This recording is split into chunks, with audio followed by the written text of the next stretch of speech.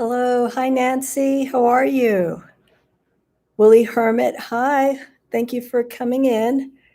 We're at the end of the new moon in Leo, but we are now in the early stages of the new moon in Virgo. But I want to talk and emphasize a little bit about this energy that we had this weekend.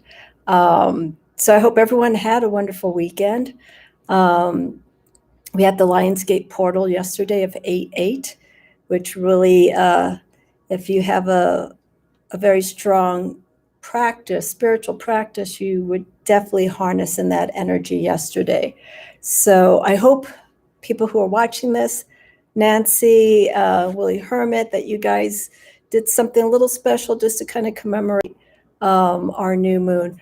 I know the light is dropping right now, so I am going to add a light here. It was light when I was testing this, but that was 15 minutes ago. So let me turn on this light source and we'll get started talking about this new moon in Leo and the Lionsgate energy. Okay, so I'll be right back. Let's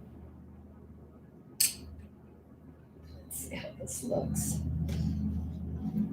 Okay, I don't think it's going to make too much of a difference, a little bit. So Nancy, I know you have the astrology book, so when you start going into the book, let me know what you think and what you're experiencing through your birth chart. It's very fascinating. And especially when you bring it into the tarot, it's going to be even more expansive. You get to learn a little bit more about who you are and those signs and those planets.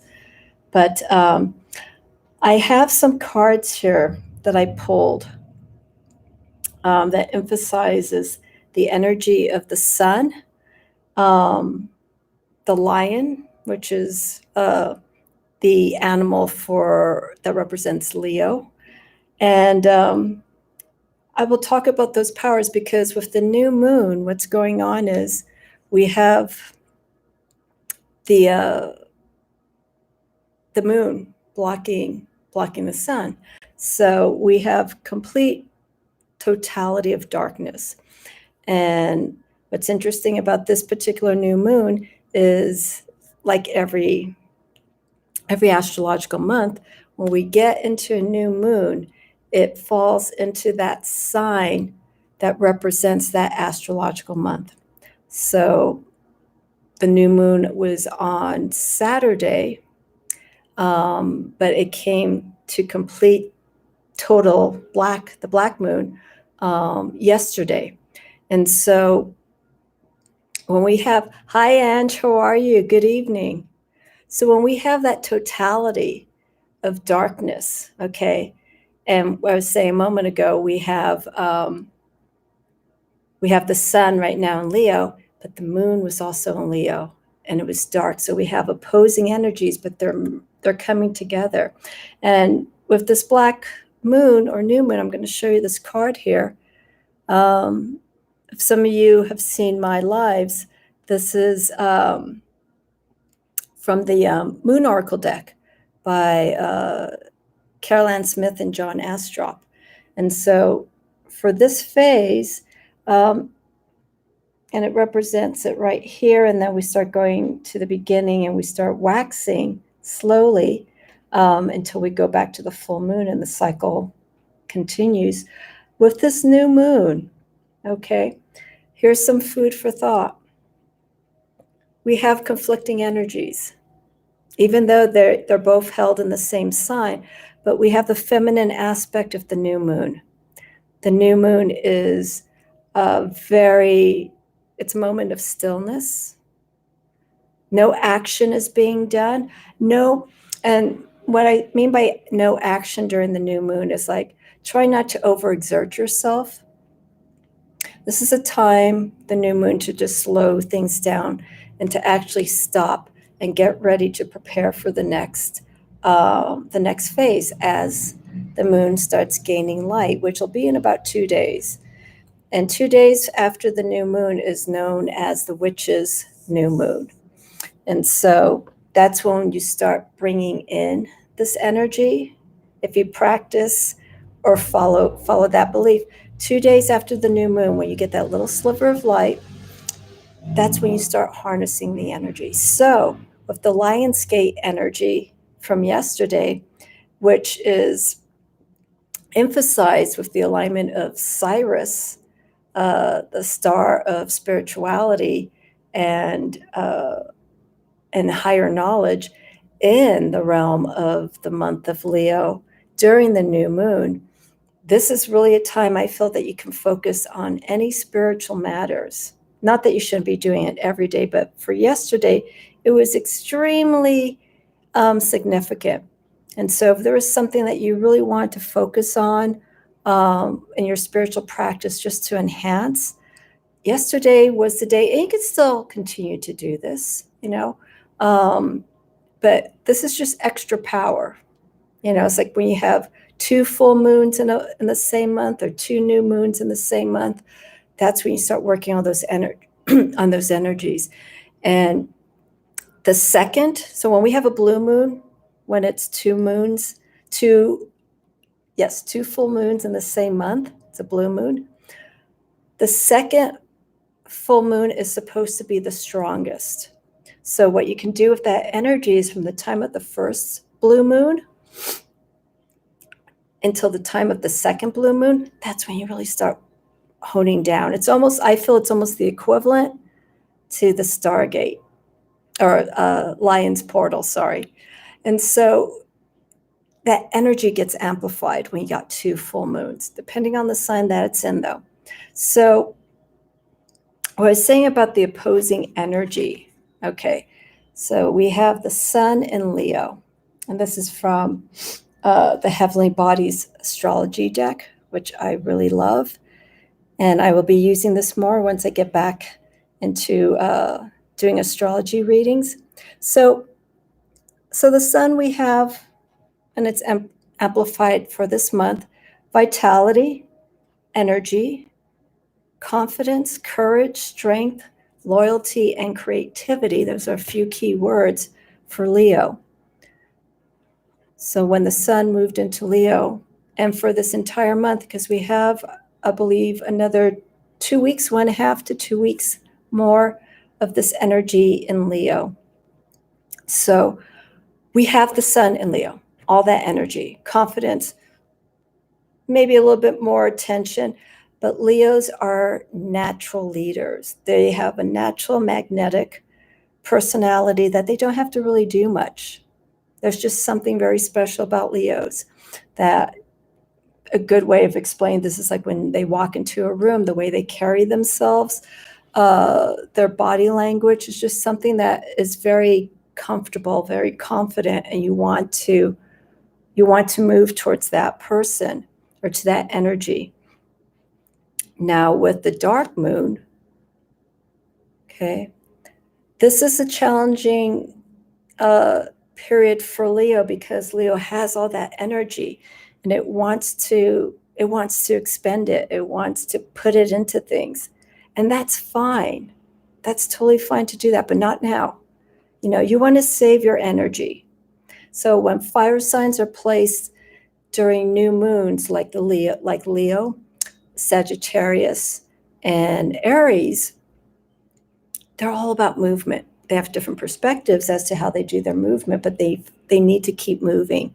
And so we should welcome this period of the new moon of just slowing down. Let's not rev up the engines and just continue on with that energy, that movement, but it's going more internally, emotionally. How are you connecting to where you're trying to get to? Do you feel that your perspective has changed? The way that you see things towards where you want to go. The Lionsgate portal yesterday was very, very potent for the sense that this gives you the opportunity to spiritually see, where you want to go with yourself, any changes you want to make for yourself. And so yesterday, for those who were harnessing that energy, was a good means to do that, to strengthen, but don't take action, okay? during the new moon, you just start thinking that sense. Leo becomes internalized during the new moon, all the fire signs. So it's a time just to kind of feel, about where you are, who you are, where you want to go, so on and so forth. The cards that I pulled here to represent this and this is from the Animal Spirit Oracle. I was looking through my decks and it's like, okay, let me look at the strength cards. Let me look at some of my animal nature inspired decks. And I went through them, and this is the only one. This is by Kim Krantz. This is the only card that I really felt represented Leo, the lion. It's energy. It's very stoic. It's very proud. There's a regal confidence about it, but it's not flamboyant. Okay, Leo is a fixed sign. So when you look at this energy of the lion, this is during this time of the new moon. I feel this is how things should be approached. Okay. The energy is still moving, but you're taking it more, like I said, internally. You're assessing what has been done so far and where you want to go with the next step, where you want to take that courage. If you grew out of a moment of adversity and things are feeling good, where do you want to take that? I'm going to show you two other cards here that I have. These cards are all related to the sun, but showing the different depictions and the energy. And you could still apply this energy for the new moon, okay, even though we're new moon in Virgo. But you can still take that perspective because we're still in the month of Leo. Okay, so this is from one of my other decks that I really enjoy. I'm going to start bringing this deck out in the next later part of August. This is the Nature Spirit Tarot by Jean Herzel. And I've shown this deck before, and it's a big deck of cards. I think this is like 4x6. Just look at the energy in this. The strength card that was in this deck, I decided not to bring it out because the creature that represented the strength card was a large beetle. And this beetle is very ferocious, if you can believe it or not, beetles being ferocious. It's a large beetle. They have pictures of this particular beetle. It's almost like the length of my hand. I have long fingers, so it's pretty long. And what this particular beetle does, and again, this is for the card of strength, is it finds its prey, and apparently this particular beetle can pick up 10 times its own weight. And what it does is the beetle picks up its prey, flies up, and from the way it was explained, this is ultimate strength, but more physical, flies down with its prey and smashes it to the ground. That's how it uses its strength to grab its prey and to end it. And so I was like, that's pretty violent. I kind of want to keep the energy more on the uplifting side. So that's from the Nature Spirit deck. So I decided, let's just go with the Sun card. We have the eagle, and the eagle is very strong, very powerful. But what's interesting with the eagle is that power comes from wisdom, from knowledge, and using its influence of the sun. And then, of course, we have the prosperity and the abundance of the sunflowers. This is such a beautiful combination of energy, of knowledge, but at the cosmic realm, and utilizing its main source, the sun, as an influence for inner wisdom. So this is just a wonderful depiction, very strong. And I'm going to show here. The thing that's interesting with these two cards, as I mentioned here with the lion, there's a regalness, there's a proudness, but it's very stoic. You know, you look at this, and each time when I come across this lion card, I've met people like this. It's not like they're cold, but they just have a very firm, direct perspective of where they want to go. They know who they are. And the same here. I'm going to move here a little closer so you could see this. The eagle's wings are wide open. It's focused here. I think that's a crystal. And its eyes are direct. Nothing's distracting it. Its gaze is where it needs to go.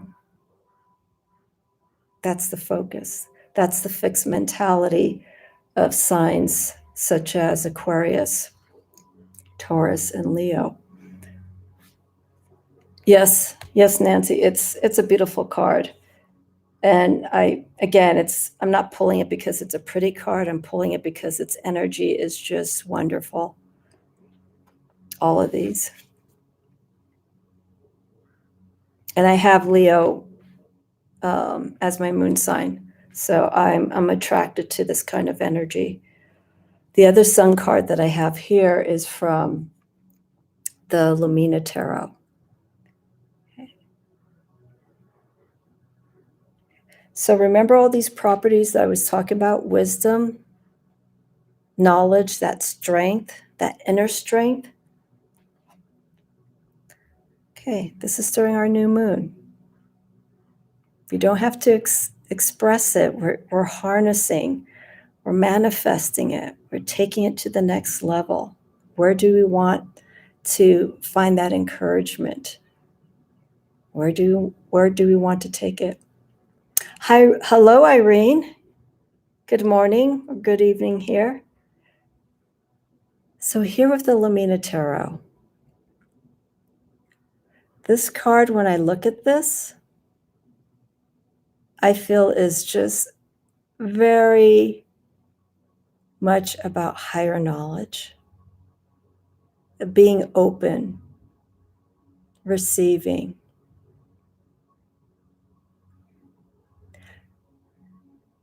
Almost soaking up the energy of where you are in a positive environment. And we have the lotus petals, a little bit of a reminder of the chakra discussion I had last week. Its completeness, its wholeness. This energy that we see here is where we're trying to get to. And we're also trying to maintain it. Okay. Again, I'm going to bring this here for our new moon. Okay. So remember, the new moon is blocking the sun right now. It's still taking in its energy, but it's a moment it's just a moment to reflect. Just wonderful energy. Let me see here. I will learn. It's not complicated. It really isn't. It really isn't. And I'm not an astrologer. I'm just taking it, what I've learned, and astrology came second, tarot came first. But yeah, just look at this. I just feel like I want to fill up this entire screen with this card. And I love mandalas. So just seeing this is it's wonderful. It's like the opening up of our energy sources inside, and then having that aura, if you will, like right above us. That's like almost the crown chakra when you think about it.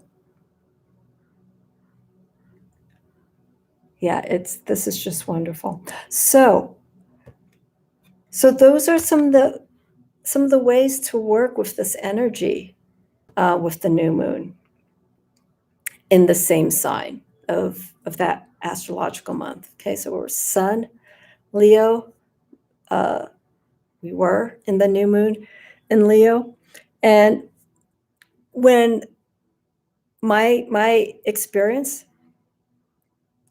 when the moon is transitioning from one sign into the next, okay, because I'm looking at my moon app, and you can't see it here. Okay, so right now it's saying that's 2%, and it's already in the sign of Virgo, but we're not really getting that light coming into the moon. We don't get it until, like I said, a few days after. So usually when it's like around 7-10%, you see right here, when it starts the waxing crescent. So once you start seeing that light, that little sliver of light, for some people, that's when you can start bringing in and manifesting what you want to have, because we're now waxing. And then we're going to be going into our second full moon straight. July, we had our full moon in Aquarius, and then we're going to have our second full moon in Aquarius again. But it's going to be in the month of Virgo, I think that first week of Virgo. So when it's transitioning, I feel there's still some of that Leo energy. Okay, it's like it's cusping this transition from Leo to Virgo. So when we're waxing and waning from one sign into a next, like if we're in the full moon, let's say full moon Aquarius, and then as it's slowly moving, I still feel like for that one day after, or possibly 2 days, I feel that we're still holding on to that energy. It's not as strong as the full moon Aquarius as it moves into Pisces. Okay, so that's just my experience. So that's what I'm saying. Even though our new moon was in Leo, comes Saturday, and then we had the Lionsgate portal yesterday, 8/8. That just amplifies that energy to even further move ahead. And then now I feel like it's that energy is now lessening. Thank God, because yesterday was a full day. And then we start going to Virgo. And so that will be waxing crescent in Virgo, which it is right now, but it's at, what was it? I think it said it was like at 1%. Let me go now. 3% in Virgo. So when the new moon's in Virgo, I didn't pull the cards on it because I wanted to focus more on this energy. When the new moon's in Virgo, it's an earth influence sign. So Virgo is about seeing things very practical, also analytical. So this new moon in Virgo is something that, for Virgos, that energy of thinking starts moving more into how they feel about their actions, how they feel about what choices that they've made at this point, and what needs to be changed. And that's pretty much right across the board. Especially when a new moon is in any of these signs, it's a time to stop and just see what has been done, but using those characteristics of that particular sign that the moon is in. I hope that makes sense. So when we go into Virgo, we'll explore this a little bit more as we go through the phases. But it's a different kind of energy. The new moons and the full moons, I feel the signs that are greatly affected because they are water influence signs are Cancer, Scorpio, and Pisces. So I've mentioned a few times during these discussions, when the new moon or full moon is in one of these water signs, spiritually, intuitively, I feel different. Cancer, I feel, is very hard for me because either in full moon or new moon, because it's getting into that, it's getting into the nurturing, it's getting into the caring about things. But when I take it to a spiritual level, I just feel like I want to be like that crab. I just want to close the blinds, which I did, I think, in July when we were in the sign of Cancer. I just felt my energy when it came to my practice. I want to be more introverted. Scorpio is wonderful because Scorpio really wants to get into those nooks and crannies of things, being inspired by the planet Pluto, to really understand what's going on. So Scorpio really gets my inquisitive side of my practice to like get into the study of things a little bit more. Then Pisces, whoa, Pisces, man. I probably won't even do a new moon or full moon talk in Pisces, because Pisces is just like, I'm not coming out for a little bit. Let me just kind of explore what's going on right now. And then when I'm ready, I'll come up. It's just those kinds of energies. So, so that's how I feel with the signs and the new moons and the full moons, how they're affected. So obviously the water signs, I feels the effects more. Their characteristics get emphasized more, and they need to manage those energies differently as opposed to fire, air, and earth signs. So yeah. So when we get into Virgo, oops, which will be, there we go. Okay. Sunday, August 22nd. The full moon's going to be in Aquarius, and it's also the day that the moon moves into Virgo. So I may have to do my Mystic Moon Monday on the 23rd, because I may have that weekend blocked off. But anyhow, we'll talk about that. We'll talk about this, the full moon in Aquarius. Aquarius is air. Virgo is earth. And talk about these two different realms, because Aquarius is ruled by the planet of Uranus. So Uranus is sudden changes, seeing things differently, freedom, expansiveness. Virgo, like I mentioned earlier, Virgo is earth. So but they're ruled by the planet of Mercury. So that expansive, wide spectrum perspective that Aquarius has, Virgo tends to like, okay, so this is Aquarius. Virgo's just like, let's just kind of close that space up a little bit and let's focus on the details of what really needs to be done. That's Virgo. And so it can work with Aquarius, but it's mutable. While Aquarius is the fixed sign, Virgo is mutable. So there's some flexibility, but they don't want to have too much of that, because then there's no control that they have if there's too much space.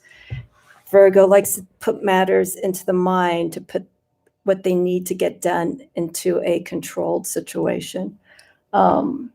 So we'll cross that bridge when we get to Aquarius.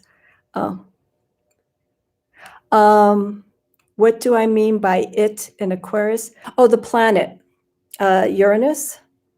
Uranus is ruled by Aquarius. If that's what I was saying, if that's what you picked up on, Mel, let me know.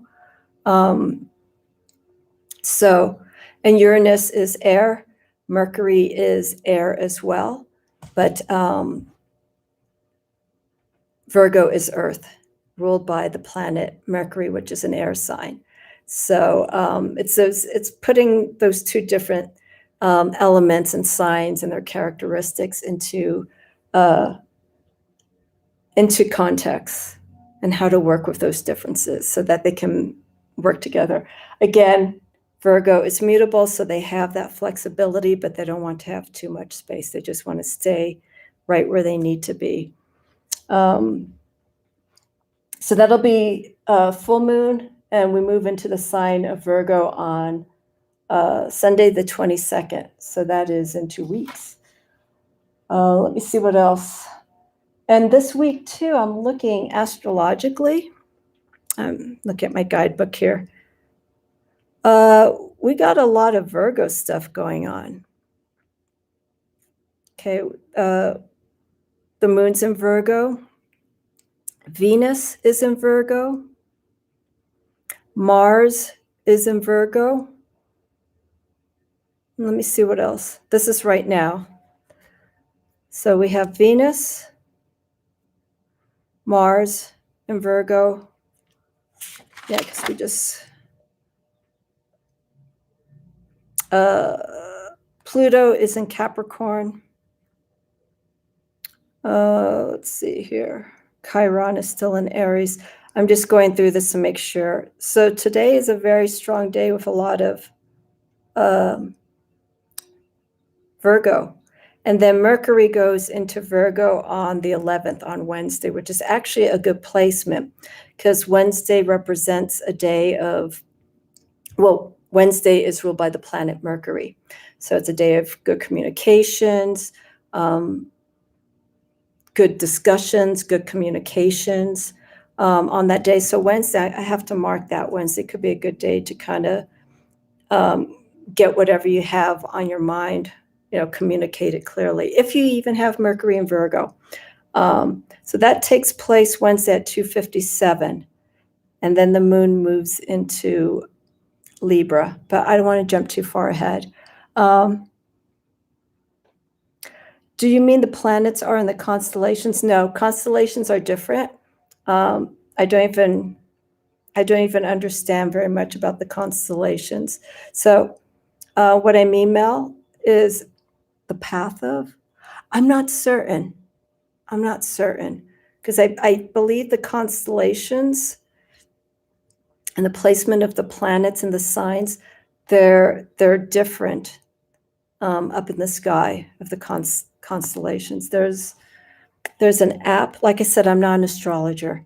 There's an app that I have here, and I'll try it tonight because it's going to be still dark. It's called Skyview, and I'll show you this very quickly. Okay. Oh, it's not going to work. Okay. I'll just show you the app here. What Skyview does is you have the app, download it, it's on your phone, you point it up to the sky, and it sees the positions of the stars and whatnot, and it tells you what constellations are there. And that's actually interesting because there's probably, I don't know if you could see it here. No, you can't. You only see the reflection.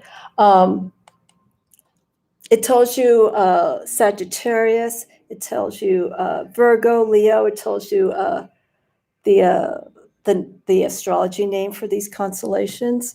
It's pretty amazing.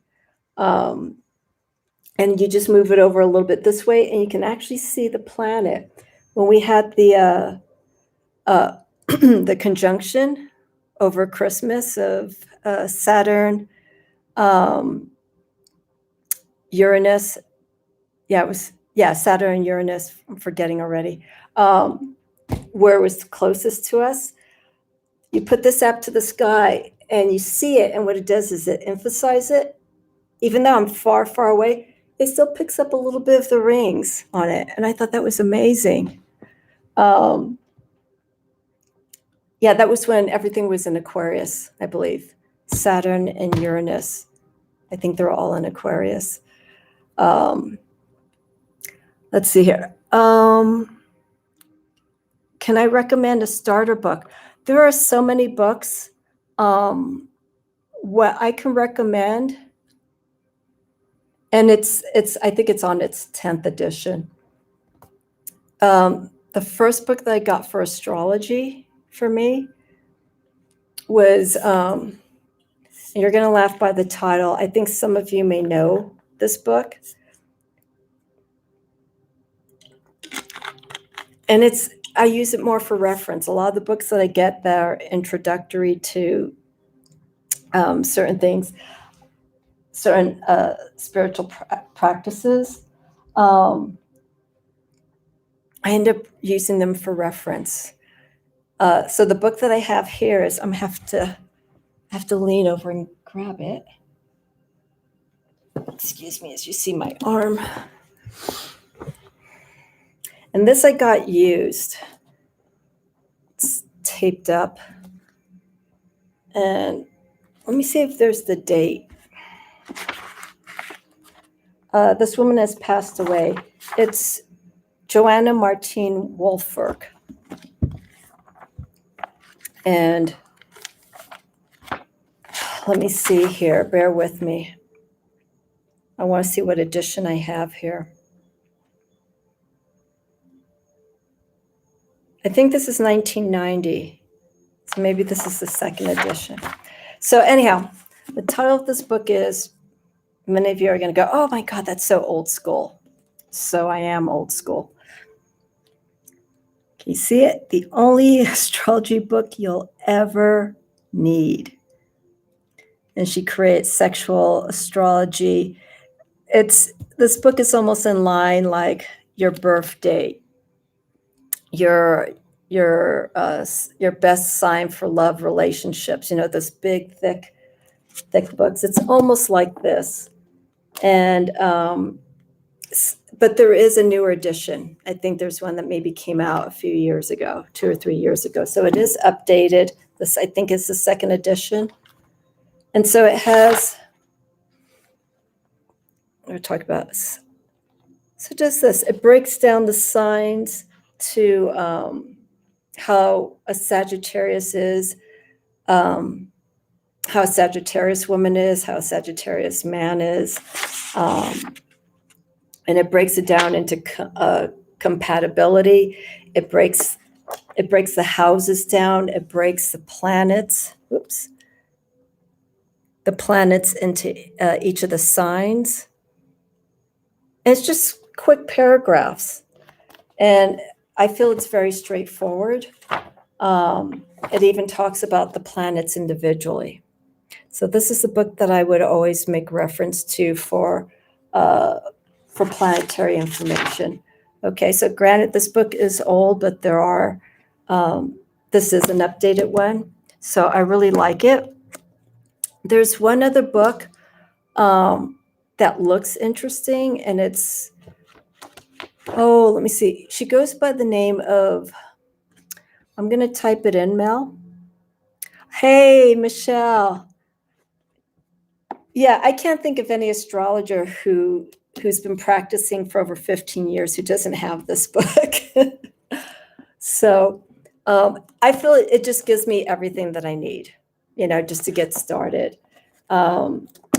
Oh, the other book is, bear with me here. I'm going to type in this woman's name. I saw her on Instagram.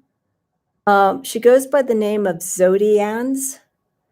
Her first name is Joan, and she has a book out. Apparently she has a book out. It's called You Are More Than Just Your Sun Sign. And it goes into, I'm going to type it in here before I forget. Joan Zodians. You are more than your birth. Oh, I think it's birth sign. And you could get it on Amazon. I don't have this book, but the reason why I'm recommending it is that I went to her website, and she's very detailed. She's very detailed with her information, and it just kind of reminded me a little bit about this book.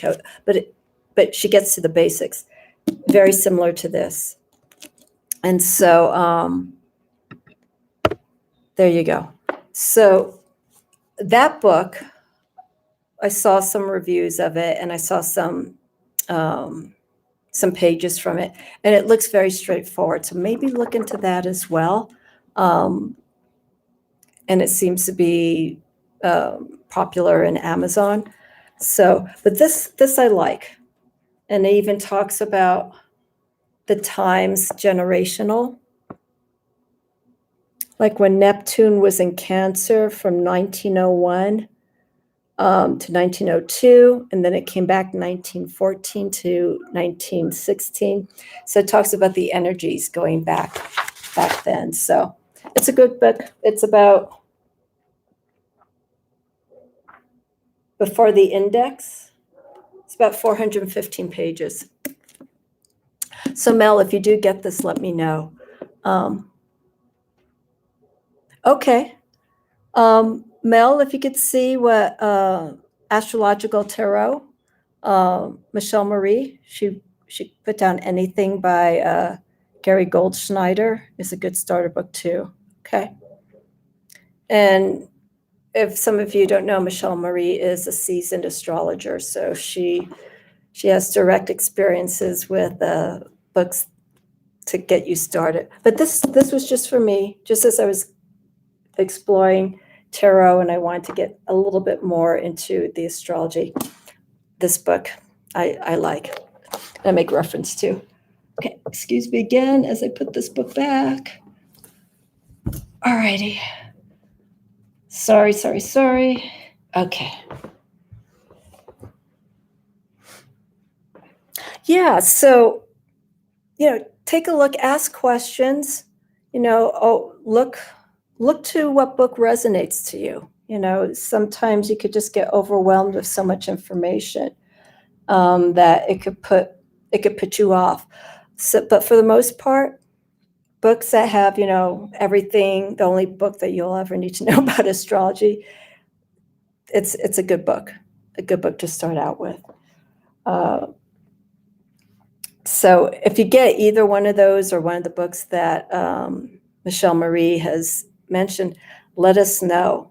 And maybe Mel, you and Nancy can work together because she just got that astrology book that she's, it becomes that rabbit hole. You start learning about different aspects of who we are and who other people are. And it takes our understanding of our human species, seeing, how things work, how things tick. So yeah. Oh yeah, Nancy, could you state the book that you got? She also did a quick review of it on her YouTube channel. And it's not thick. It doesn't look to be too overwhelming. So, all righty. So, yes, our moon and energy with Leo, our Lion's portal. How has everyone been feeling? Let me ask you that. You don't have to make direct reference to 8/8 yesterday. Just maybe how you're feeling the energy with Leo thus far. Because we're already in our second deck, and I'm going to do my third deck in Leo. I have to post it on Friday. But right now we're I'm looking at my deck-in card.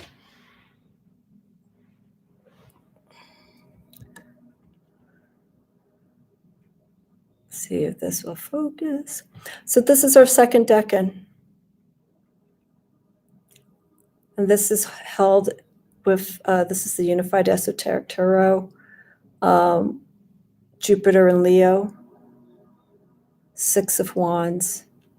Now, again, here with challenges, it doesn't necessarily mean for this decan, the second decan being from August 3rd to the 12th, that there is going to be challenges. It doesn't necessarily mean that, but if you are going through any challenges, this card and also the Six of Wands, which I will pull here.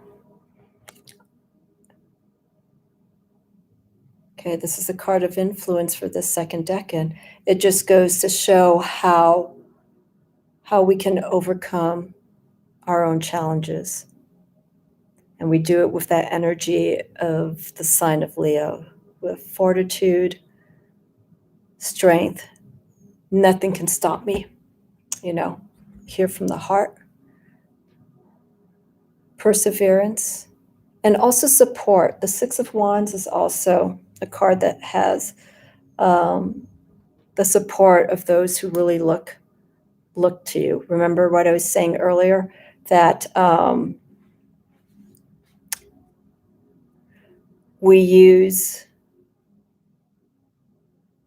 Leo has this natural draw. And it's almost, I don't want to say it so much like this, but Leos do work hard, but sometimes they don't have to work too hard because there's this natural draw, this natural magnetism that sometimes they don't even have to ask for anything. People will just see the work and the effort that they're doing. Someone will come in, it's like, hey, you know what? I really like what you're doing. I want to support you. It's almost like a YouTube channel, social media. When you see someone who's putting in a lot of work and you're seeing the comments, you're seeing the support from other people, and it starts spreading like wildfire, almost like wildfire. And they check it out. They're like, yeah, this person's real. This person's authentic. It's the real deal. It's something that people trust. They will help. They will help that person, sometimes without having to ask, because the community believes in that person, that they can do it. They could get them out of this situation.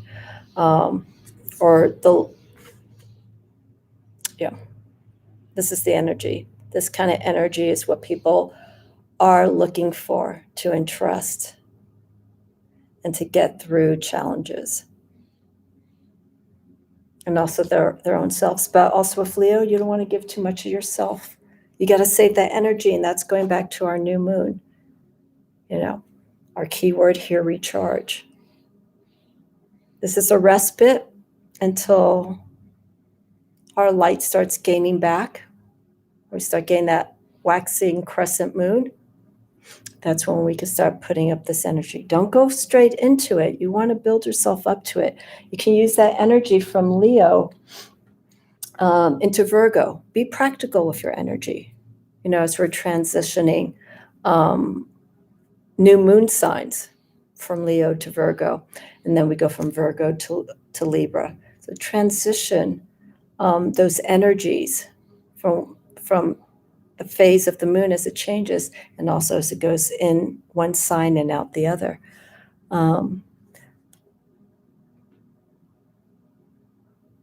Yes, very good, Nancy. Yeah, just as long as you are aware that support is needed, it doesn't hurt.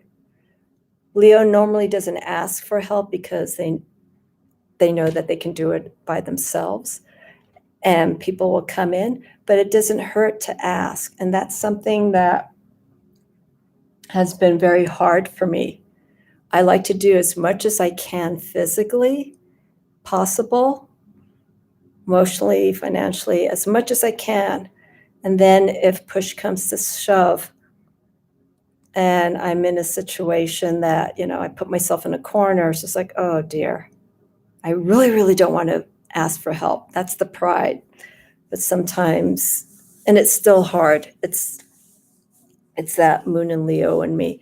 It's really hard to ask for assistance, but it doesn't hurt. So yeah, bring that support group. Know that people are there for you. And that's very important. That's integrity. And that's very important for each of us to maintain and to bring in. So, anything else? My yesterday was, I worked Saturday. It wasn't eventful, but I felt like I was in between energies. So I did a purge yesterday.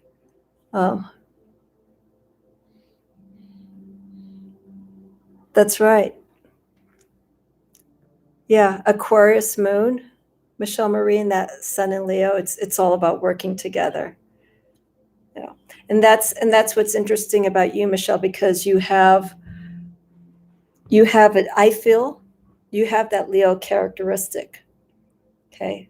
What I was saying earlier, that you're working hard, but you don't have to ask for help.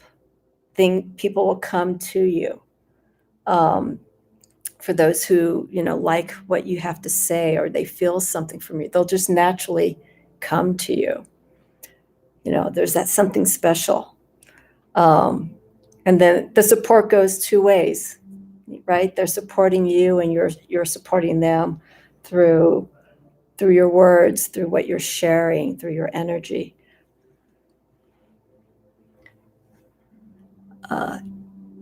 You put the book by Jean Marine in my cart. Which book is that? Which book is that, Mel? Is it the one? No, it's not the one that Nancy got. What's the title of it? But yeah, so I decided to do a purge. I cleaned house. Oh, okay. Joanna Wolf. I can't pronounce the last name. Wolfolk. Can't say it too fast because then it ends up being something else. Okay, excellent. Well, let me know what you think. It's a fun book. It's a fun book. So yeah, I cleaned house yesterday, and I figure it's the Lion's Gate. So let's bring in this energy, because last week was it was a challenge week, but I kept moving forward. I had to really work with these two forces, because there was a side of me, because we were waning. Last week was the waning, and I couldn't, what, Michelle Marie, I was wondering when I was doing my readings last week, and I was focusing on the chakras, why I was just more on the emotional side. When I was feeling that, it was the moon in Cancer. And so when I looked at my guidebook, it's like, that explains it. So remember what I was saying earlier, that sometimes the moon energy of the water signs can be empowering or weakening. Cancer really killed me last week. It's just like, oh man, I just did not want to. I knew I had to deal. That's the Leo side. While the Cancer side was just like, no, man, let's just kind of close up shop for a little bit and just kind of deal emotionally. That's what happened last week. So Lion's Portal, I keep going Lion's Gate. I cleaned up house, vacuumed, cleansed, incensed with the doors open, because I have spirit here. And when I was working at my shop on Saturday, I picked up a 7-day candle, and I picked up some incense, like incense sticks. And I started the fireplace, and I burned some excess kindling that I had, and I just had to let go.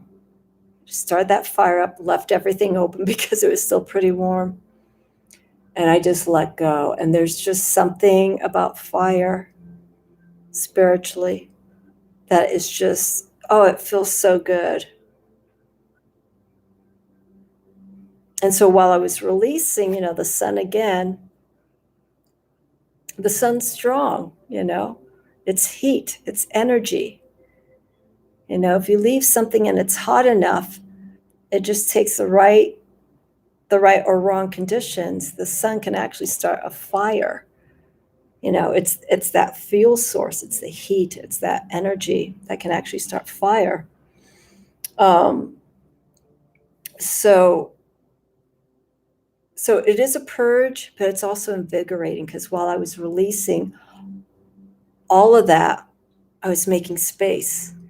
And so while things were being let go of, energy and whatnot, things were coming in, and I was feeling good.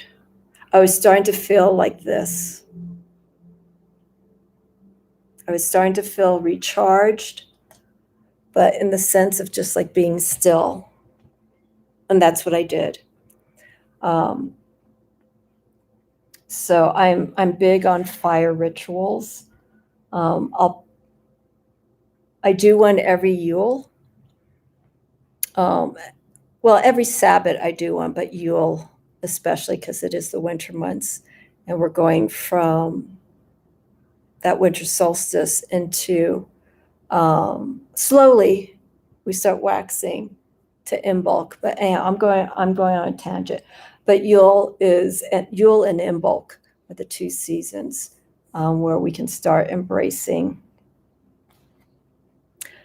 the upcoming energy of the sun for the next season. So on Samhain, I know it's a little down the road. I have to see what my plans are. If not on the day of Samhain being Halloween, maybe the days before, 1 or 2 days before. I definitely want to do something very special on YouTube. So once we get closer, I may want to have a nice communal live event and bring people live here and just share what Halloween means to us. You could dress up, whatever. So I'll figure that out, but I want to have it fun this year because last year it was pretty. I did something special for Halloween, but a lot of people just they couldn't get into it because of how things were. So hopefully this Halloween will be in a better place for a lot of people. Mel, the Yule is a Sabbath. A Sabbath is all these festivals. There's 8 festivals. And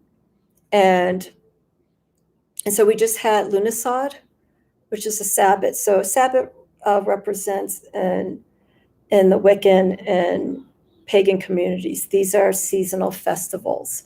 And so Sabbaths we sometimes know for Sunday, is that day of rest or, recreation.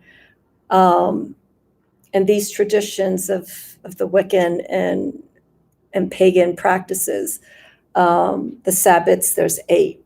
So our next one is going to be the autumnal equinox, which is known as Mabon.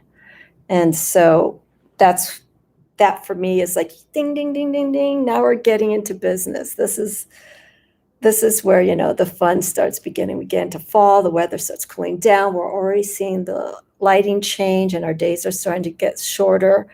And that's spiritually when I get really into my practice. Summer is very hard for me. It's not that I'm not spiritually connected. It's just different. I think because summer is an active season. That's why I'm connecting to the nature and animal decks because that's what I'm experiencing. Come the winter months, all the creatures and nature starts hibernating. So I don't get as influenced to go to these decks during the winter, fall months because everything starts slowing down. And so my decks start changing. I rotate my decks seasonally. So let me see here. I'm slimming down my decks to where I just need what I want to work with. So I don't know. Come autumn, I'll probably say what decks I'm going to work with from fall to winter. And winter, I really don't have a lot of decks. The autumn and winter decks probably work hand in hand together. I may work with the Forest of Enchantment during the winter months because it has that fairy tale and very introspective feel to it. So I'll see how I'm feeling and whatnot. Let's see here.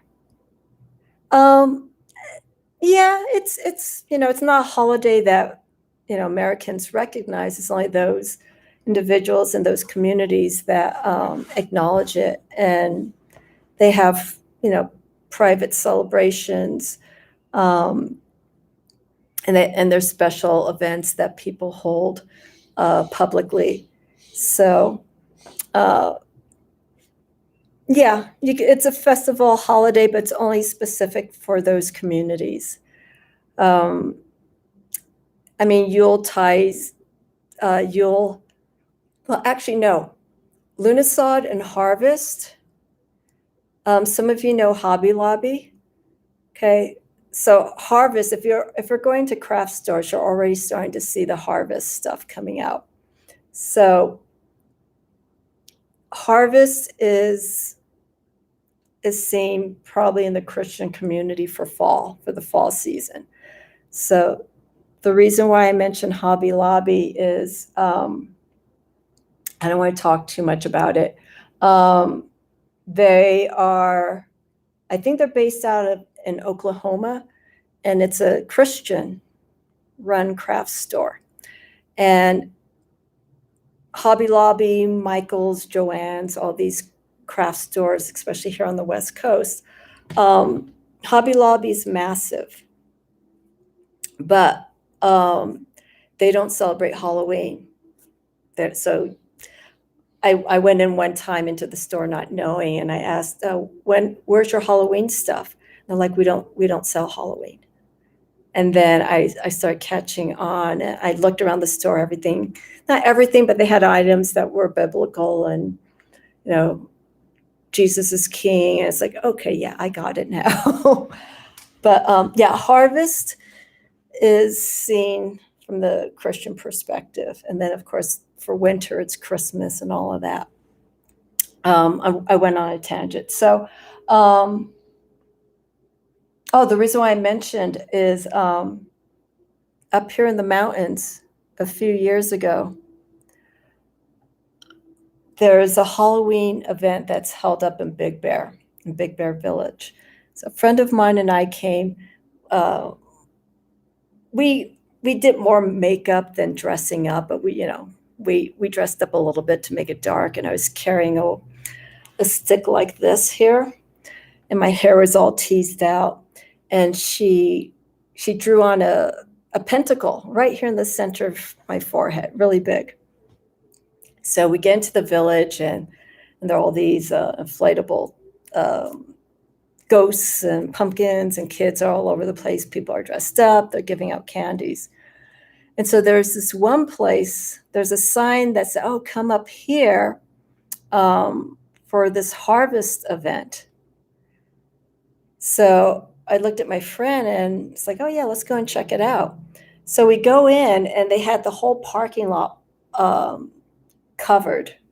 So you basically walk into the parking lot, and you go into the structure, and there's a maze. And at the first about 2 or 3 minutes as we got in, this young kid, about 16 years old, maybe even younger, gives me a pamphlet and looks at me and says, Jesus can save you. And I looked at my friend, and she says, no, we'll pass.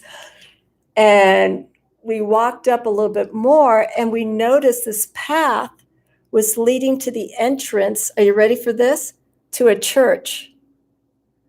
Very smart, very smart. It was leading to a church, and we walked in. We didn't walk in all the way, but when we got to the opening, I looked at my friend. It's just like, oh, no.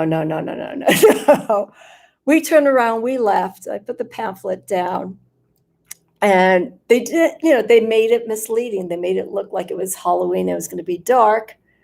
And then we go in, and it's a church. It's like the entryway to the church, and you go in, and the church is there. So that's Harvest.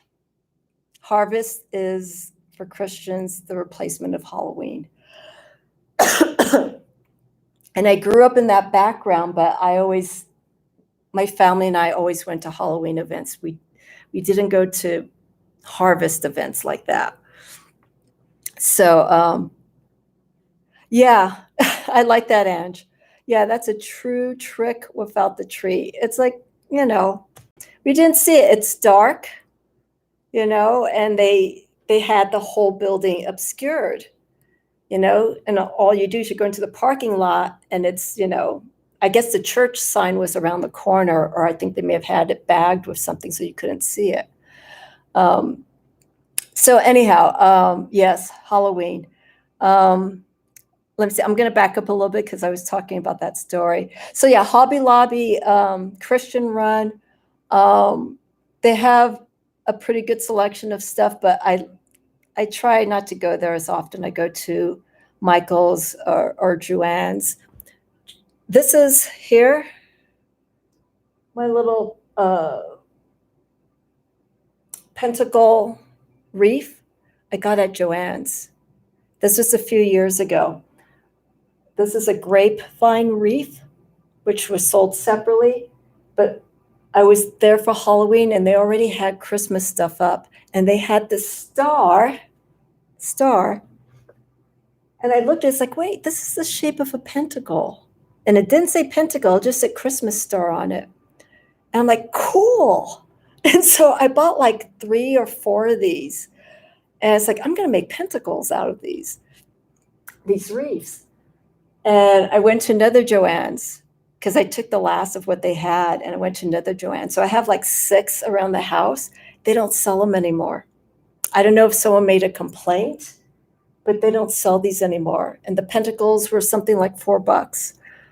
And so it's like, yeah. So I'm very careful with these. I'm looking online to get a large handmade one. I found one place, but it's out in Europe. It's going to probably cost with shipping about $60.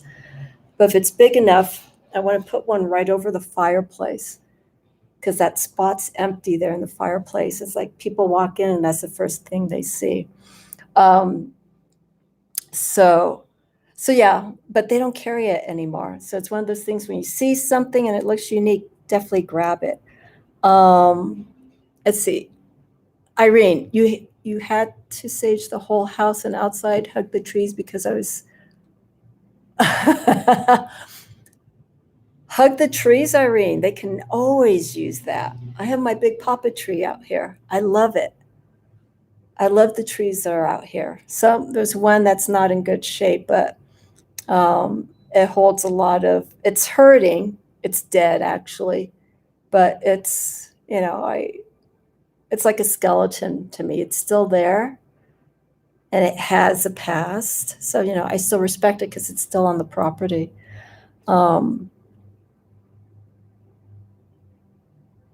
Yeah, Michael's is good. I've already gone to the stores. I know we're already in the first week of August.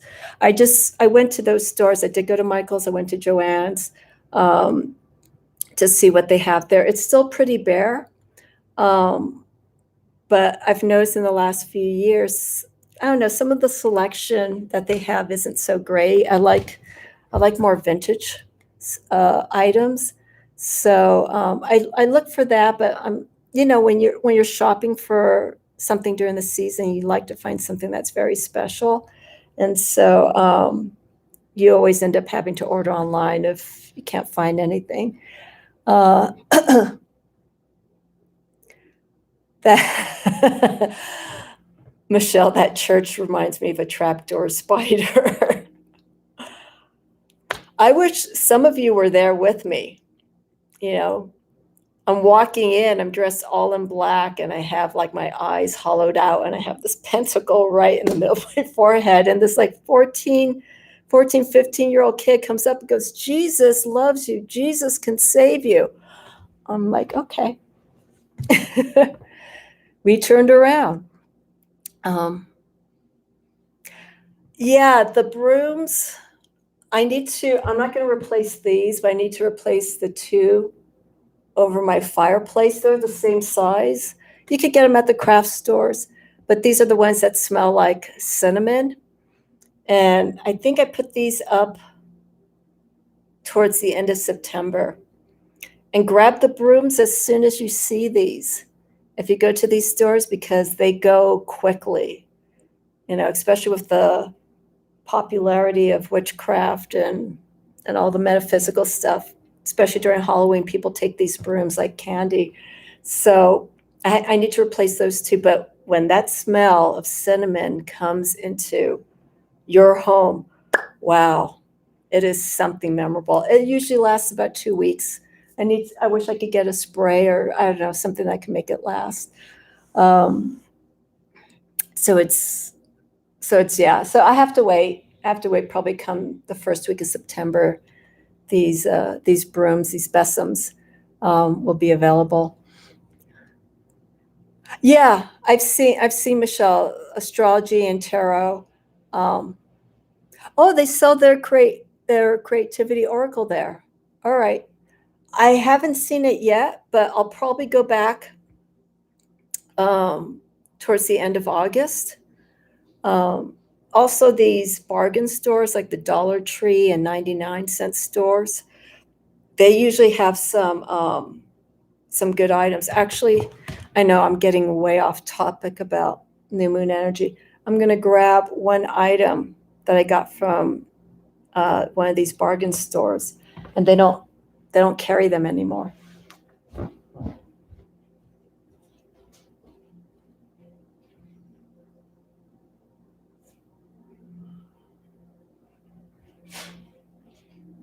Alrighty. So I have two of these. The last one I got was 2018. And this I got at the 99-cent store. They have the plastic versions of these, but I got this. They had silver and black, and I think the black had silver, like a Dia de los Muertos, Calavera. And so I saw this. I'm like, oh, yes. And they had a whole bunch of these. But what's different, this is like plaster. If this falls, it'll crack. It's heavy duty. It's beautiful. I think the following year they had a copper, that copper and black. They didn't have. I think they had the silver, but they changed the design of it. So I got the copper one. And after that year, I don't see them anymore. They have them, but they're plastic. They're just like, that's what I'm saying. It's just some of these stores are not, it could be, I don't know. This was actually before COVID. It just seemed in the last few years, some of the things just aren't there anymore. Yeah. So this is my silver. Obviously, it's silver. So this is my feminine Calavera. And then I have my bronze, and that one's masculine. And that's how I associate and keep their energies. They're all on my mantelpiece, except when I have family and certain people coming over. I kind of have to demetaphysical my house. And I'm wondering if any one of you have done that. People who are probably new to their practice, or some people who may not understand or appreciate if you have to kind of tone down your house a bit. I've had to do it a few times, but it's fine. So I'm going to put this right back up. Yeah, let's see, I'm going to back up here. Yeah, cinnamon, sage, nutmeg. Maybe maybe I am a witch and don't know it. Just because you love these certain items and stuff, you don't have to be a witch or anything like that. I don't title myself as a witch because I don't have a full-time practice of that. I use the influences of witchcraft, okay, but I'm not part of a coven, excuse me. Obviously, because I can't pronounce it properly. You could be solitary, and that's probably more where I am. But I call myself a spiritualist. That's, someone who has a spiritual practice, and it falls into to different things. There's chaos magic and all of that. But I just call myself a spiritualist. Let's see. I have a life-size skull out of resin. That's yeah. And I used to be heavy into skulls. I have like a skull necklace that has bones on it. It's made out of that, what's that clay Fimo? A friend of mine made this for me, and I have to check it out. I don't think it works anymore. It glowed in the dark. And so I had these little Fimo-made skulls with bones around it, and it glowed in the dark. I put it away, but that's one of my favorite pieces. I have to try it. I should try and see if it works. And I'm not a witch, but I love witchy things, and I love all my witchy friends here in the community. Yeah, it's just, that's why the term witchy comes in, right? It's just like, you like these things. And I've been like this ever since I was 12, 13 years old. From the time watching horror movies and laughing at the scary parts. It's like, oh my God, that's so silly. Why are they getting scared? Yeah, I like the term spiritualist. It works well. I've given up on church. We don't need to talk about that. Yeah.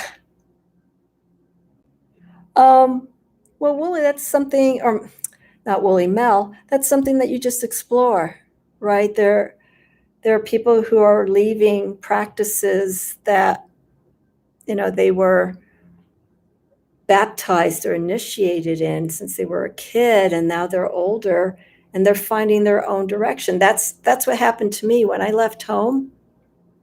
And this would be another video some other time, but when I left home, hi, Lady K. Lady K, I have someone who wants to say hi to you. Are you ready? Are you ready, Lady K? Oh,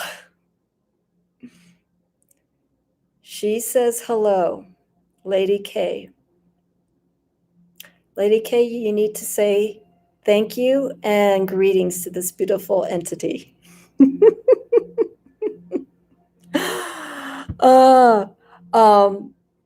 Yeah, there are many people who've left, practices. And when I left home, my parents really didn't force me. I went to Sunday school, but then as soon as I got into high school, my focus was on my studies, and then I left home.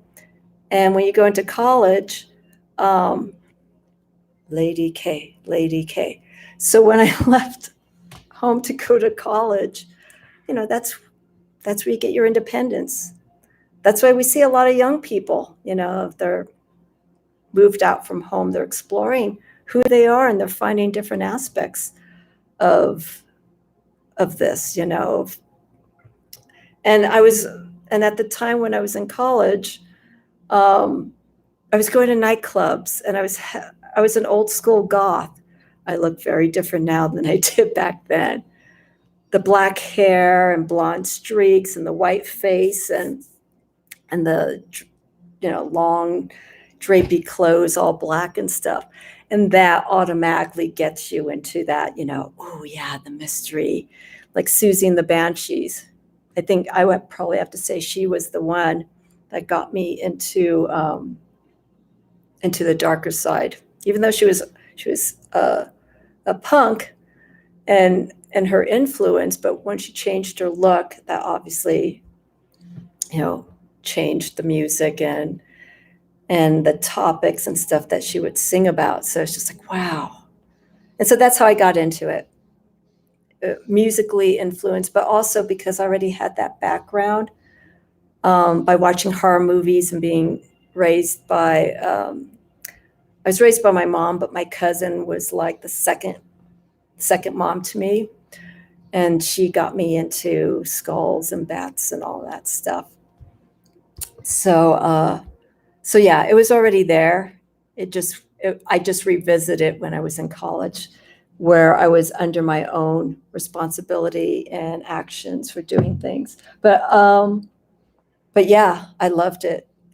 Flowers of Evil, Charles Baudelaire, his poems. Very, very wonderful stuff. I still have the original book downstairs. Black lipstick. No, I didn't like the way it looked on me. It was usually like it was like the deep red, reddy purple, like almost raspberry color. So it's more of the dark bloody red color. Um, uh, this is Terminator? Yeah, I guess. I have to think about that. Yeah, the metallic. The metallic. Yeah, I'm thinking about the original Terminator. I don't think Terminator, though. Oh, yeah, just those, I still have some of my old clothing. I got rid of a chained hoop belt. I donated it to Goodwill, and I wish I didn't. But I was thinking, God, if I wear this now, I don't know. Someone I'm certain put good use to. But I have all my earrings, my skulls, my bat, all that stuff. So I definitely have that side of me. But now that side has matured, and obviously I'm not dressed in black. And it's interesting that I enjoy black every now and then, but I don't like wearing black, like all black as often. I feel, because I've gotten older, I feel black wears heavy on me. It just, I know black repels negativity and stuff. Sometimes I wear black when I'm working at the shop. But yeah, I go to darker colors, like, even though I'm wearing gray and a red bra, but I don't do yellows, pinks, greens. I'm trying to think what else. Those colors. I go more for deeper shades, like a deep emerald, like a deep dark green. Oh, I have my deck. I have a tarot deck, carrier that's a deep emerald green. Green doesn't look good on me, maybe as a piece of jewelry, but the clothing. So something like that, deep blues, purples, I'd wear parts of. Yay for my cousin, yes, Connie. It'll be, it's going to be a year that she passed away. No, 2 years. This Christmas. So, and I remembered her last year for Samhain. I have her memorial card there. So I remember her. Your lips were lined and and black. Yeah, the black eyeliner. Yes. You know what? Would be really fun?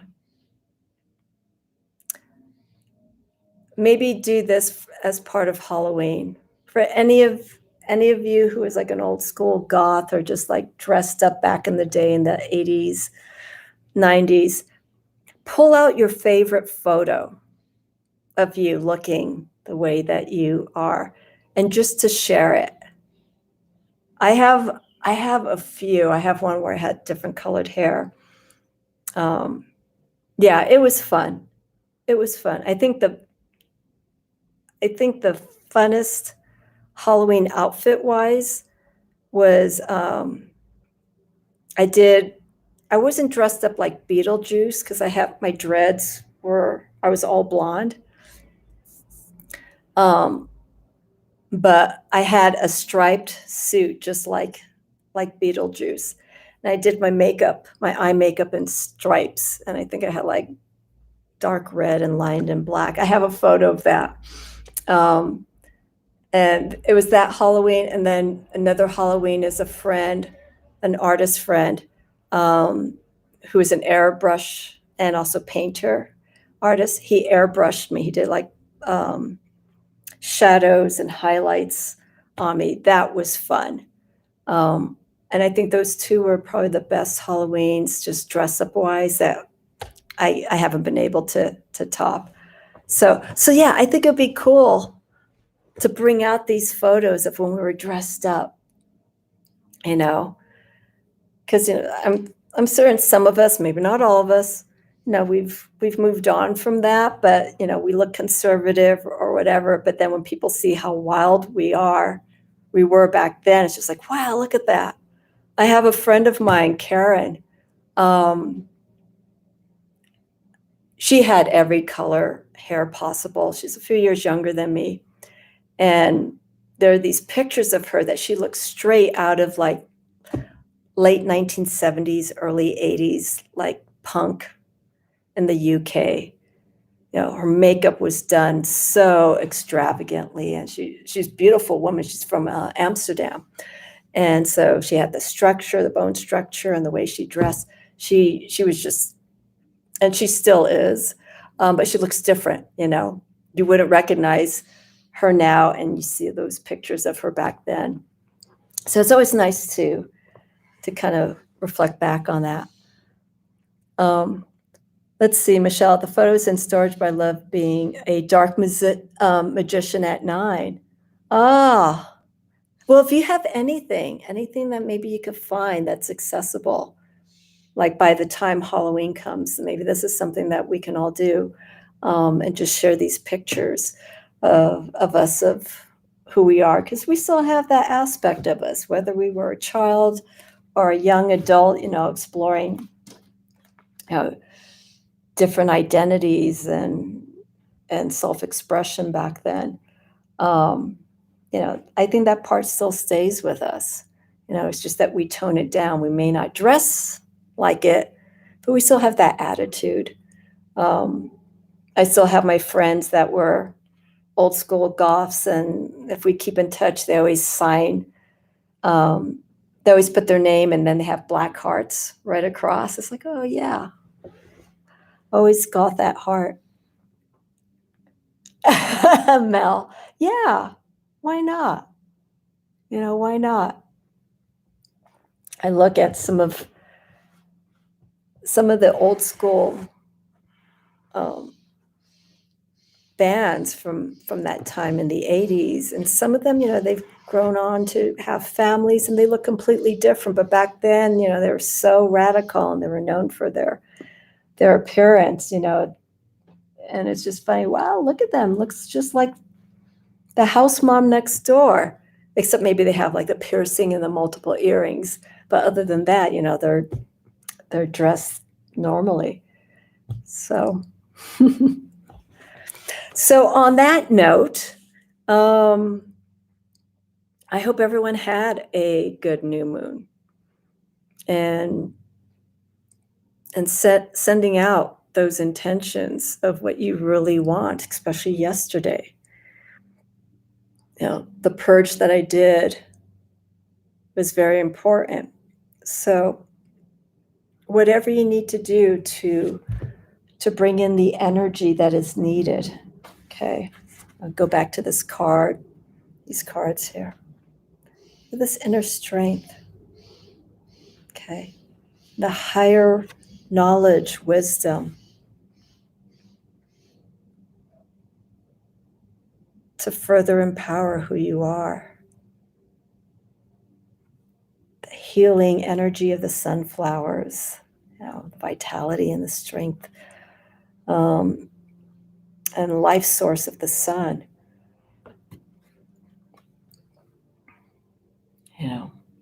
Look at this mandala. Beautiful, just beautiful energy. Movement. Okay, so during this full moon, or there goes my other light. During this new moon, okay, like I said, we're in Virgo. Let's just transition. Okay, let's transition from this energy of this new moon in Leo, our Lionsgate energy from yesterday. And let's start easing into that new moon in Virgo, being practical. Everything that we're seeing and experiencing, what we need to bring in with that Virgo energy, mental grounding.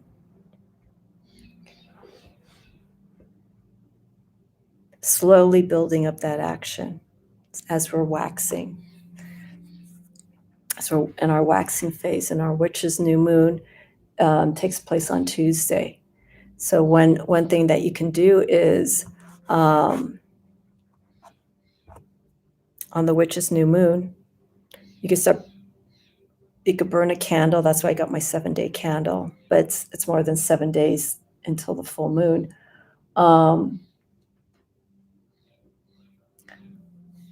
Start focusing. What do you want to bring in? This is the time to do it. I think right now, as we're winding down the summer season in Leo, this is our peak. This is where the sun is most strongest in the sign of Leo. So anything that we want to bring in, harness, love, work, family ties, so on and so forth, bring it on. And don't force, just, whenever you're doing any intention, don't be like, I want this so bad, I want this so bad, I want this so bad.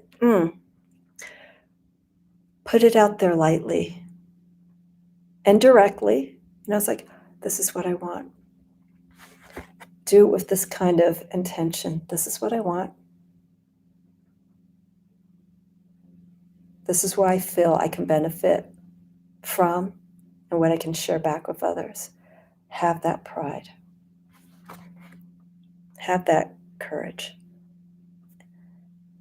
And feel it spiritually too.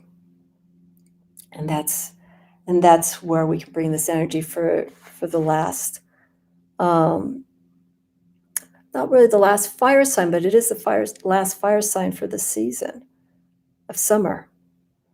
And then our next fire sign won't take place until we get close to winter, which is Sagittarius. So this is the time to do it. This is the time to really make it out. Make whatever you want to have happen within yourself, healing, so on and so forth. Let's see here. So I'm going to back up a little bit. Lady Kapira, I have some cool goth pics in the forest and an old cemetery. Oh, I'd love to see that. Mel, I got the Hermetic Tarot to try to learn. Yeah, the Hermetic Tarot, I believe that system is still along the lines, or not still, but I think it's along the Golden Dawn. So start off with the astrology book when you get it, okay? Don't stop using the Hermetic Tarot. Now, the book by Wolf Volk, I'll just say Joanne, there's no discussion, no correlation to the tarot. It's purely an astrology book. Okay, so don't think there's going to be reference to the tarot, but you can use the astrological correspondences that you see in the Hermetic Tarot, the Doff Tarot, and look up their meanings, because then once you get their meanings, you can relate it back to the major arcana. And I'm trying to think.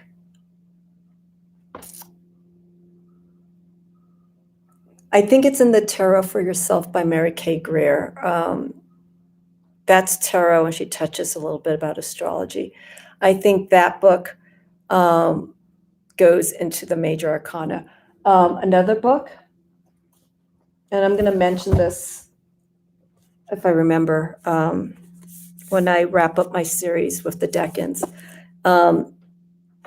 Once you feel you have a grasp of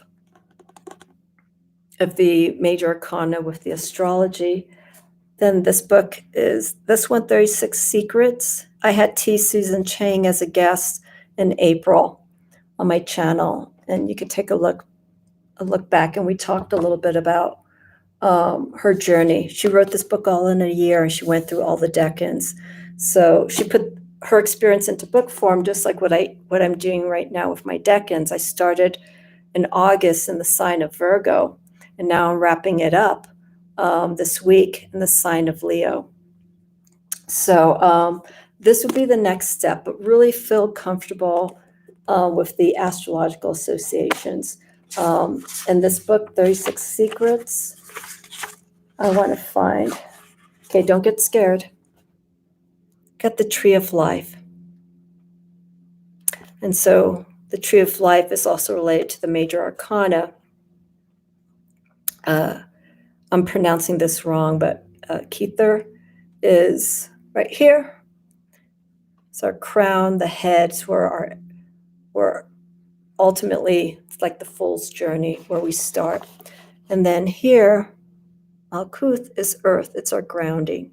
And so each of these, and the Tree of Life has representation to the major arcana. Not all of them. There's planetary references and associations to the major arcana that are related directly with the Tree of Life.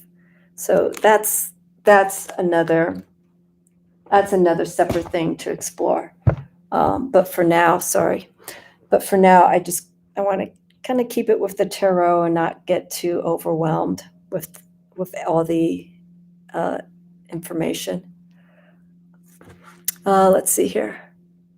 Oh, you like Oingo Boingo? Oingo Boingo. There we go.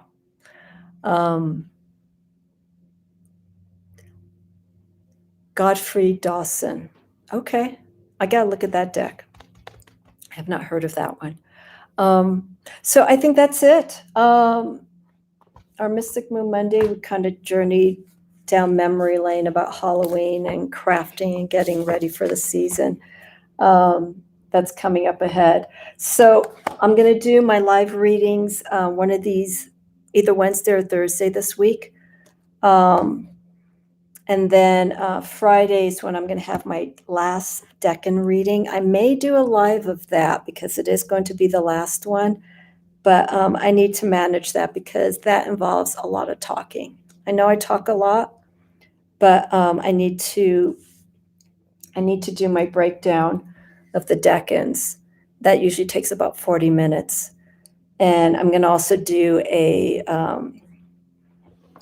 I'm going to go back to the previous 2 decans and the signs in the sign of Leo so we could see the journey from this week of challenges. Our first decan was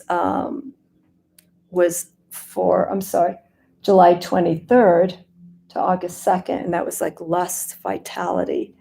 And then this decan, it's going to be a surprise, will represent the last week of Leo. So I want to go back and explain that, and then I'll wrap it up. So I'll figure out if I'm going to do a live for that or not. So that's what I have lined up. I'm also going to create a video about the chakras because I feel it's really important with my experience that I had last week. And it's still something that I need to further explore, and I want to share it with everyone. So I will do that in probably another week or so. Let's see here. Wow, we're learning astrology. Keep the Alzheimer's at bay. You do anything that you can, crossword puzzles, Sudoku, anything reading to keep your mind active. And that's why this is one of the things I like about the tarot, and I mentioned this a long time ago. I think one of the perks of reading tarot, especially as you get older, is because it's not so much memorizing. I mean, I do the tarot energy, I read intuitively. But also it helps you memory-wise. You don't want to start reading the Sun card and giving it the interpretation like it's Mercury. We have to keep these main characteristics understood with each of these signs and planets.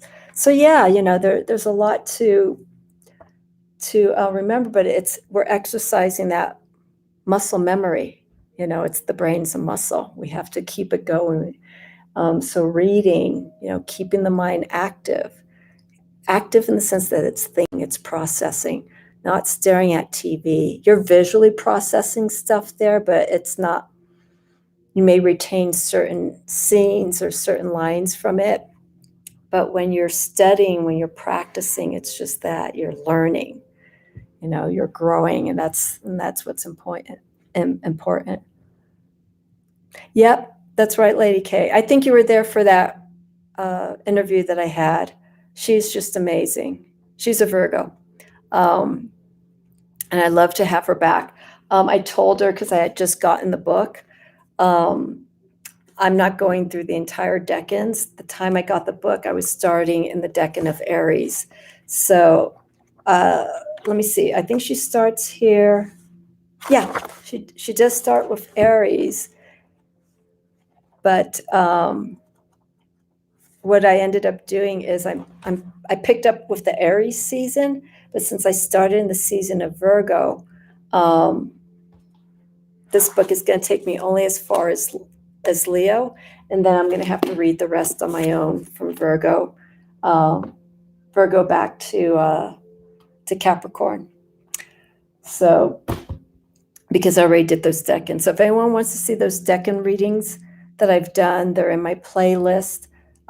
They average about 45 minutes, so you can scroll through, and I write down a little bit. I even did a breakdown. There's somewhere in the playlist about the decans in relation to the major arcana, minor arcana. That was like about 2.5 hours, and I timestamped those.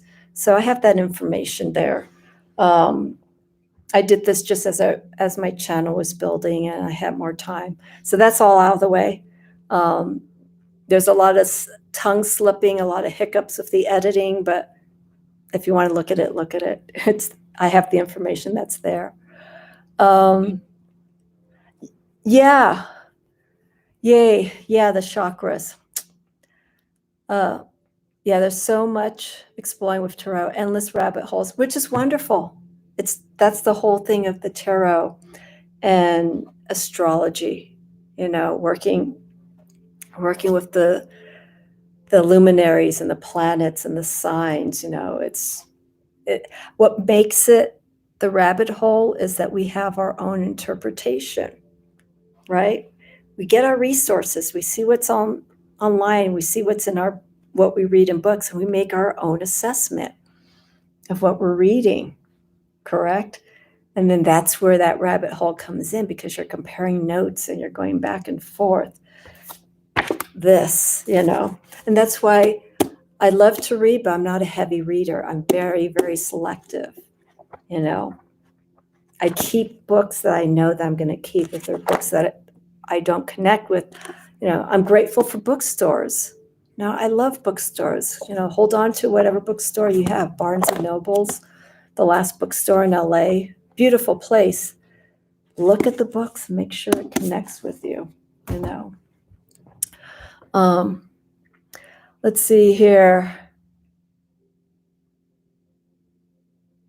Thank you, Ange. Yeah, it's back and forth.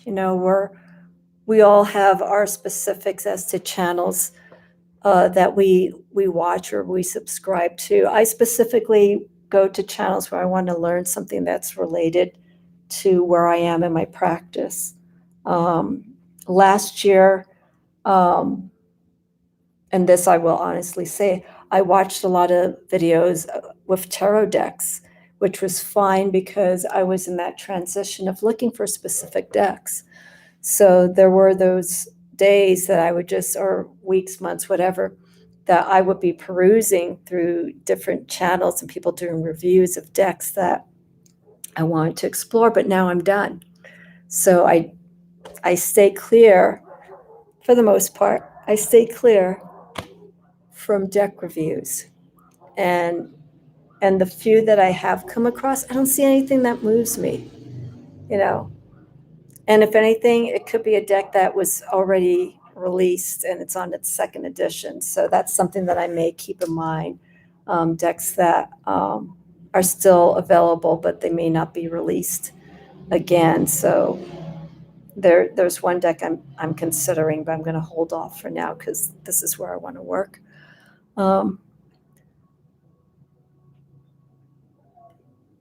Swami Yogananda pointed out the relationship between astrology with the chakras. Is it Is it in, Michelle, is it an autobiography of a yogi? Is it that book? Because I do have that. I haven't read it in, like, I don't know, over 10 years. I still play piano and love new music for the same reasons. That keeps my brain active. I pass it. Yes. Yeah, just keep the mind moving.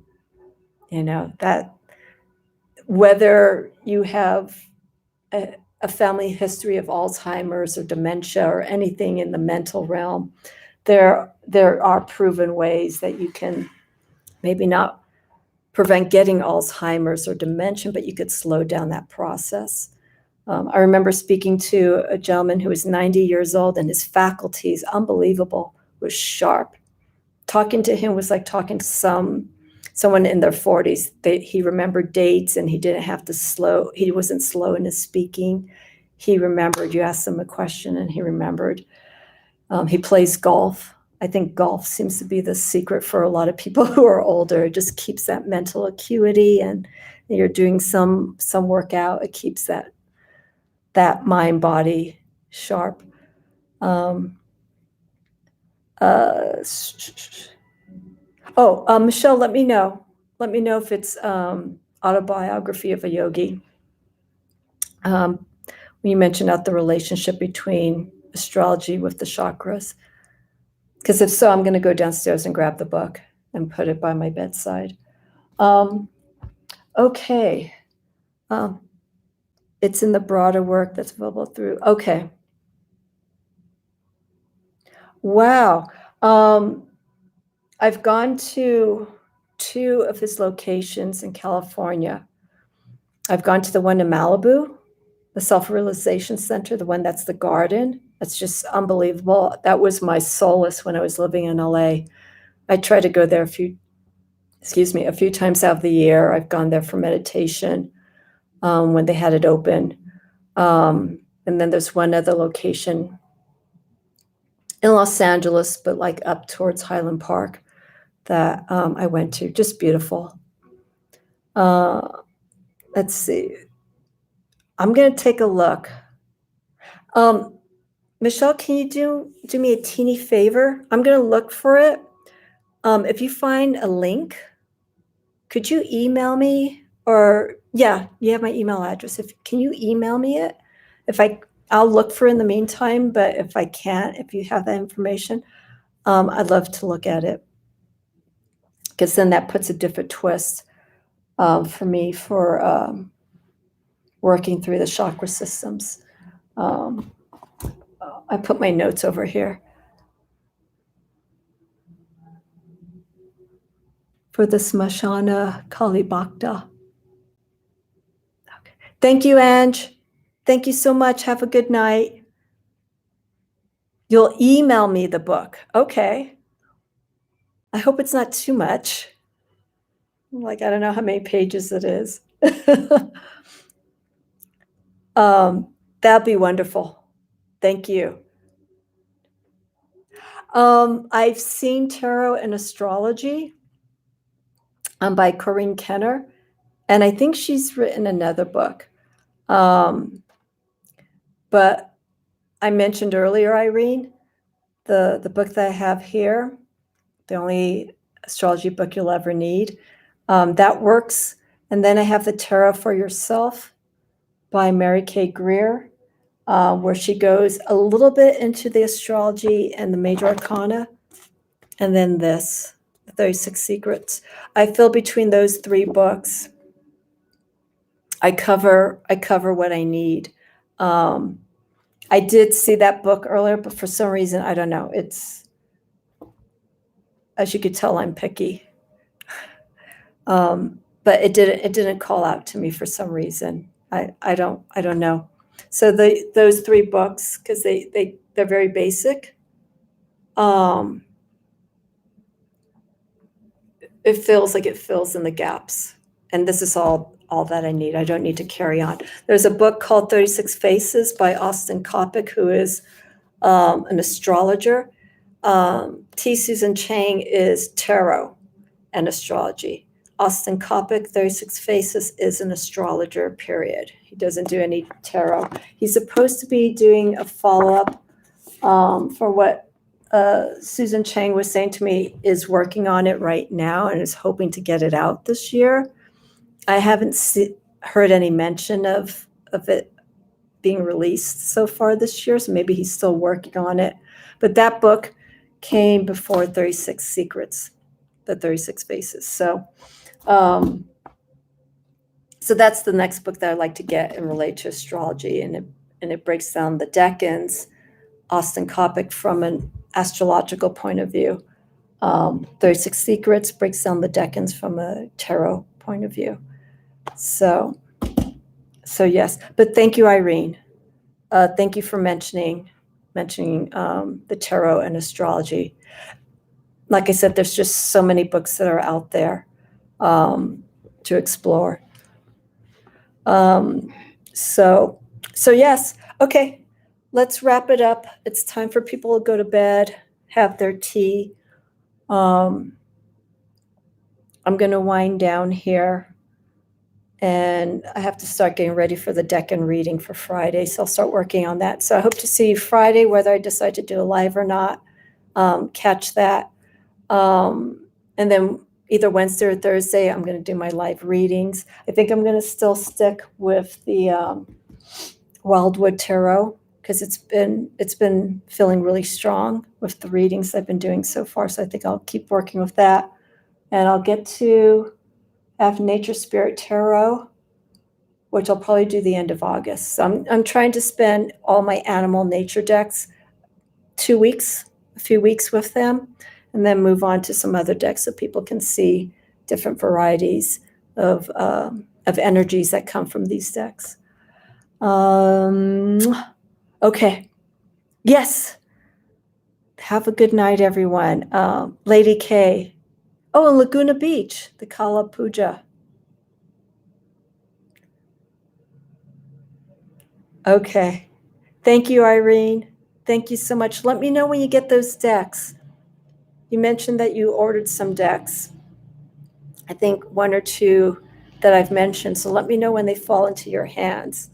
I'd like to hear people's experiences. If there's any decks that I may have referred you to and that you're exploring, let me know. And if you have any questions, I'm happy to help. Exchange information. It's still flying in. Okay.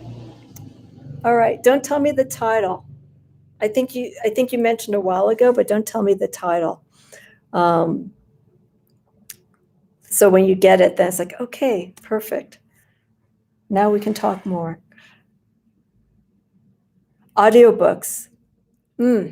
I don't like audiobooks. I like to read. I don't like to hear people. This is going to sound weird. I don't like to hear people talking before I'm going to sleep. It activates me too much. Reading, I just open the book, and the only thing I'm listening to is my mind reading the words.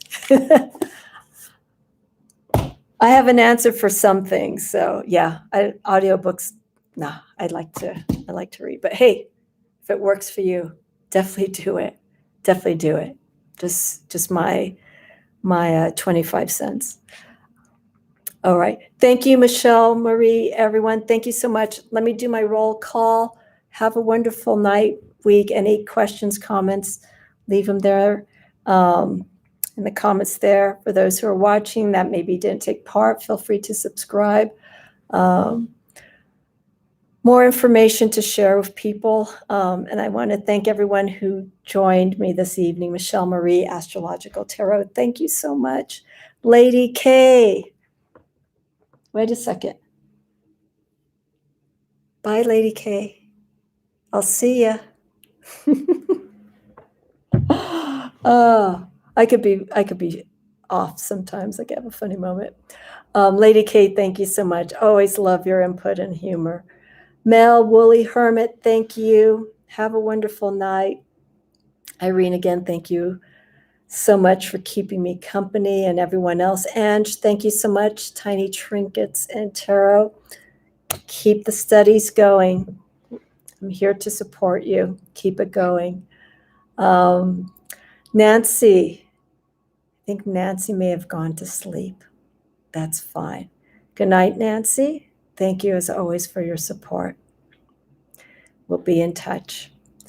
Let me see. I believe that's all I had come in. It's a Monday. It's Leo energy, new moon. Okay. That looks like everyone. All right. Have a good night. I will see you again soon. Sweet dreams, everyone.